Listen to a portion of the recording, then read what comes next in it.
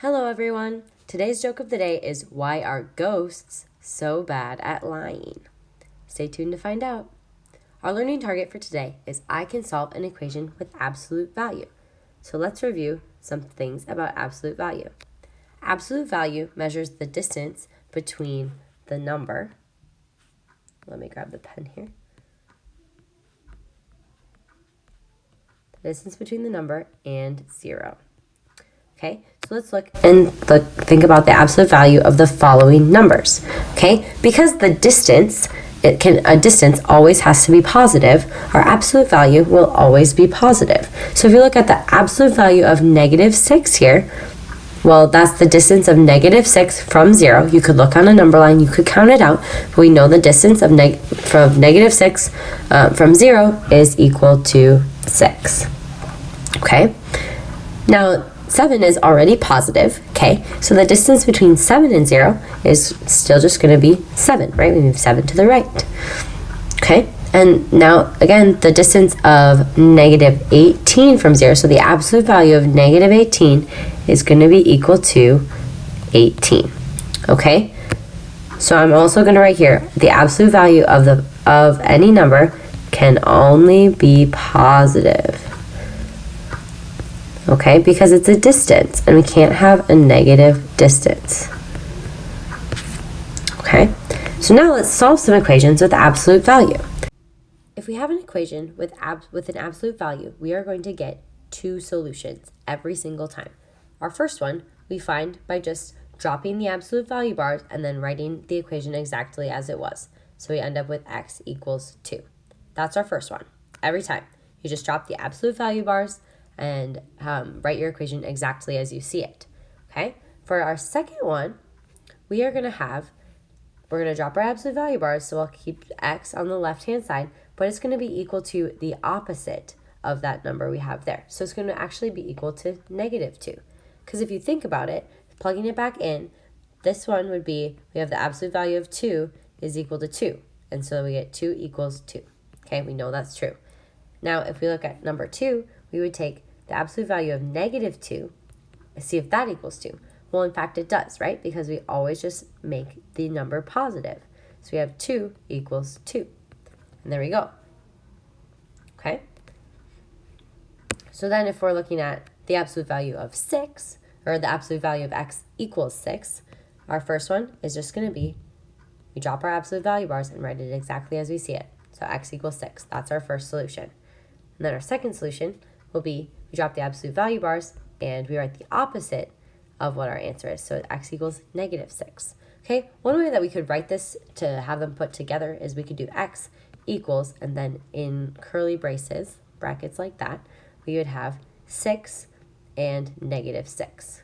Okay, so you could either write it out, x equals 6 and x equals -6, or you could write it like that in the brackets. Now if we have r equals 14, okay, number 1, we end up with r is equal to 14, and our second solution is that r equals -14. So together we have r equals, in braces, 14 and -14. Okay, for this one, we end up with, first solution, we just drop the absolute value bars, we get p equals 7. Our second solution, we get p equals the opposite of 7, or -7. So together, p equals 7 and -7. Okay, now we're going to solve some equations. So just like before, we drop the absolute value bars. So we get x, for our first one, x minus 4 equals 7, right? We just write it exactly as we see it. Now for the second one, okay, we drop the absolute value bars, so we still have x minus 4, then we have that is equal to -7 this time. And now we can just solve these equations, okay? So I'm going to draw my railroad tracks here, and to get x by itself, I want to add 4 to both sides. Okay, we want to isolate our variable. So we get x is equal to 11, and then in our second problem, same thing, add 4 to both sides, but it's going to be different this time because we had a -7. So we have x is equal to -3. Okay, we can check our answers. just like we can with any other equation, by substituting them back into the original equation. So here's our check. Okay, let's check that x equals 11 works. If we take the absolute value of 11 minus 4, we want to see if that is equal to 7. Well, 11 minus 4 is 7, so we have the absolute value of 7 equals 7, and 7 equals 7.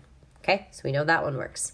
Now let's check the negative 3. We have the absolute value of negative 3 minus 4, see if that is equal to 7.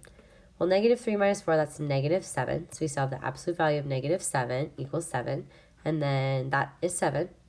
Okay, so we checked it and it's good. So in this case, our answers are x equals 11 and negative 3.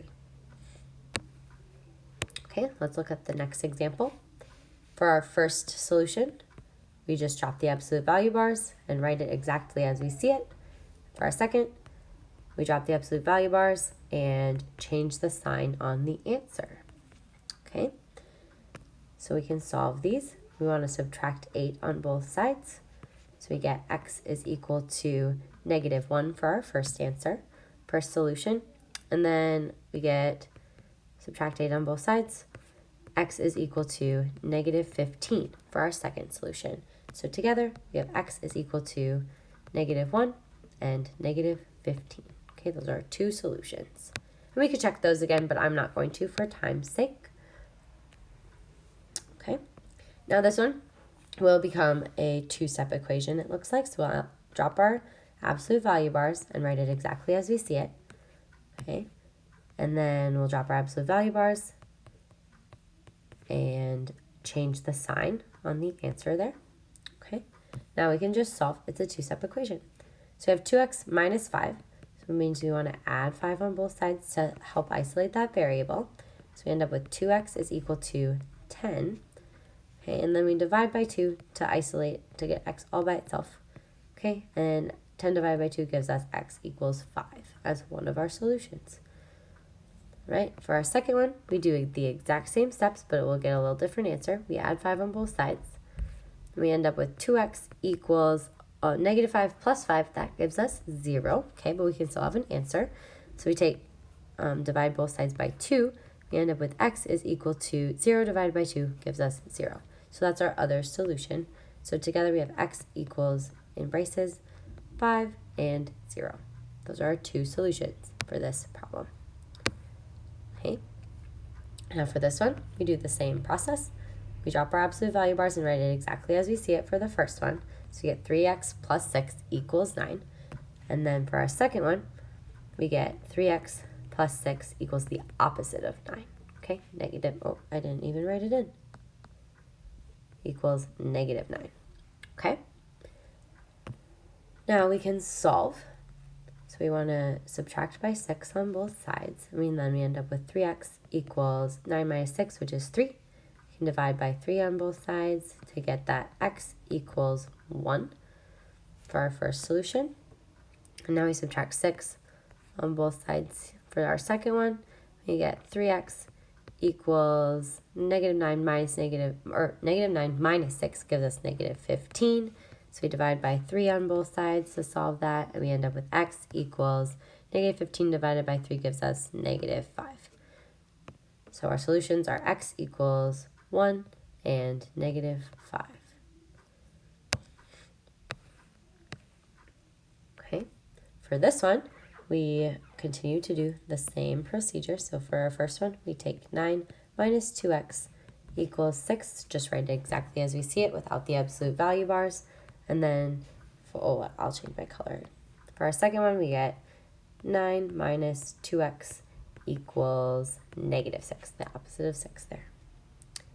Okay, when we can solve this, we have a positive 9 out front here, so we want to get rid of that by subtracting 9 on both sides.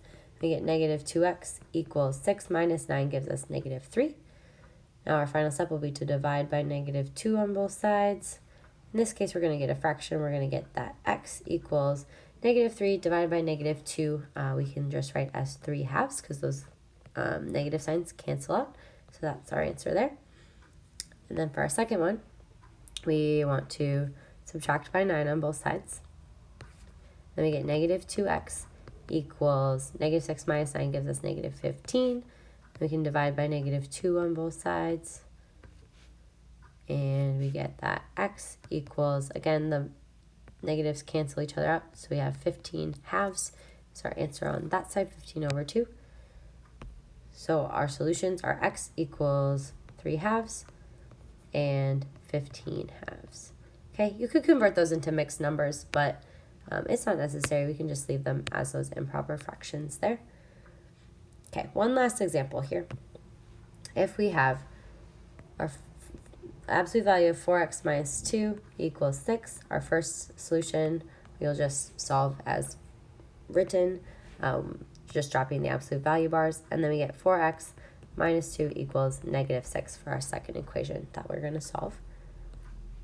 So we can draw on our railroad tracks. We want to add 2 to both sides to solve. Then we get 4x equals 6 plus 2 gives us 8. We can divide by 4 on both sides to finish with x equals 2 for our first solution. And for our second one, we still want to add 2 on both sides first. And then we have 4x is equal to negative 6 plus 2 is negative 4. And then we divide by 4 on both sides, and we get x is equal to negative 4 divided by 4 is negative 1. Okay, so we end up with x equals 2 and negative 1 as our answers. Okay, now let's look at this one. Could we solve this equation? The absolute value of x is equal to negative 3. Well, the absolute value, remember, is the distance from 0. And since distance cannot be negative, then we cannot solve this problem. So the answer is no. We have to write out that the absolute value cannot equal a negative number because distance is never negative.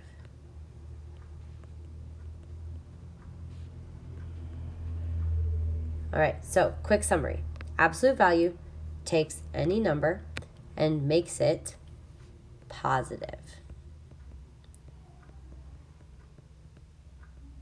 When we see an absolute value in an equation, there will always be 2 answers.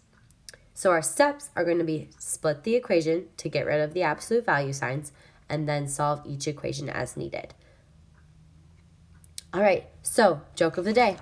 Why are ghosts so bad at lying? Because you can see right through them. Thanks for watching and have a great day.